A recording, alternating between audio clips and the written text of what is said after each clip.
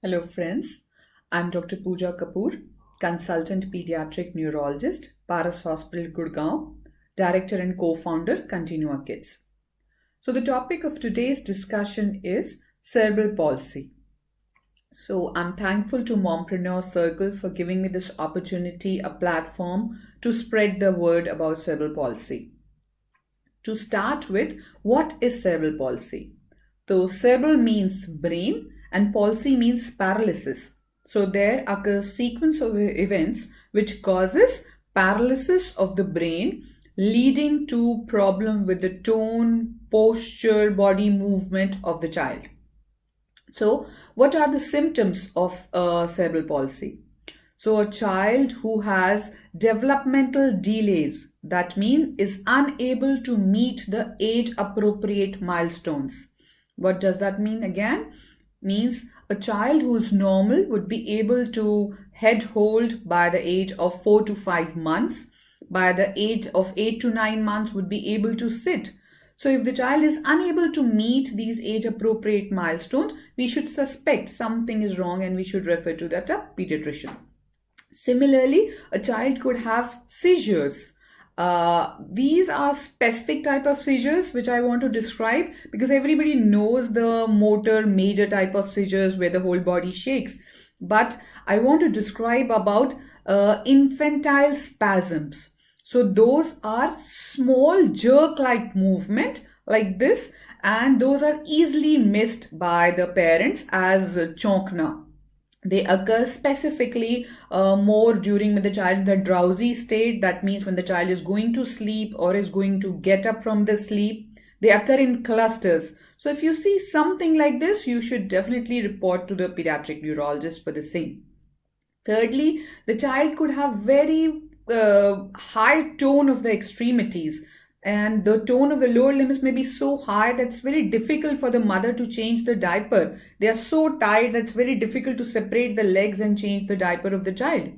So these are the early signs of cerebral palsy. So what causes cerebral palsy? There are many causes, but I'm going to elaborate on the first three most important causes and the most common ones. The first is hypoxia to the brain. That means lack of oxygen to the brain, to the developing brain. It could be because of a number of causes. Maybe when the child is born and does not cry immediately after birth, can give rise to hypoxia and later can cause cerebral palsy, damage to the brain and cerebral palsy. Second is hypoglycemia. That means lack of sugar to the brain. So in certain children who are born IUGR, that means they have very less weight after the at birth, or who are premature, are not born at the 40 weeks of gestation, or the children whose mothers are ill and because of all these factors the child is not fed with milk, can give rise to lack of sugar to the brain and so can later give rise to cerebral palsy. So early feeding, initiation of early feeding specifically to more prone children is very important. The third commonest cause is infection. So any infection to the developing brain can give rise to cerebral palsy. Now, how are you able to pick up? What is the investigation modality? So we need to do an MRI brain. Although CT can also pick up, but it doesn't pick up that greatly because MRI is a better modality. So we need to do MRI brain to get to know how much damage has occurred. Although the clinical sign, a pediatric neurologist would be able to pick up through the clinical signs, but for the total effect, what all has happened, we can have a MRI brain, which could be done to prognosticate also. Now, what happens for the treatment after the child is diagnosed? What are the treatment modalities? So, as we all know, that cerebral palsy requires a multidisciplinary approach. What do you mean by multidisciplinary? Because we require a number of specialists. A child can have low vision because of cerebral palsy, or could have squint, or could have a not fixation of the eyes. So you require an ophthalmologist, that means an eye specialist for the same. Secondly, you can have hearing concerns. You require an ENT concern for the same, ENT person for the pain. You can have high tone. So for the higher tone, you require certain medications like Baclofen, or some children may require Botox, some may require even surgical intervention for the management of the tone.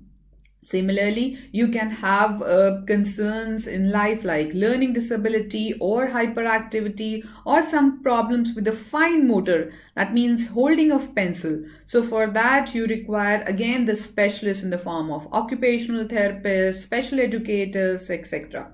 So once a child is diagnosed, we should have to have a multidisciplinary approach to get the maximum out of that child. So this is the management part, but the best is the prevention part.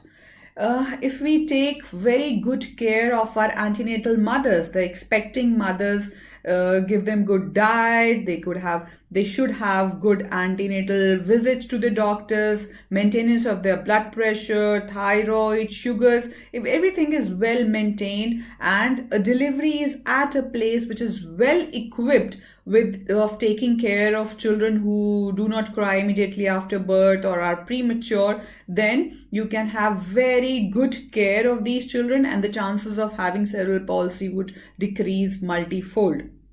So I believe that everything said and done, prevention is much better than cure. So the take home message is, you should know about infantile spasm, because these once diagnosed can be very helpful in treatment of cerebral palsy, and also stopping the further regression of milestone. And the most important other point is taking well care of our antenatal mothers to prevent cerebral palsy. I think I've added few points to your already existing knowledge. Thank you for the patience hearing. Thank you.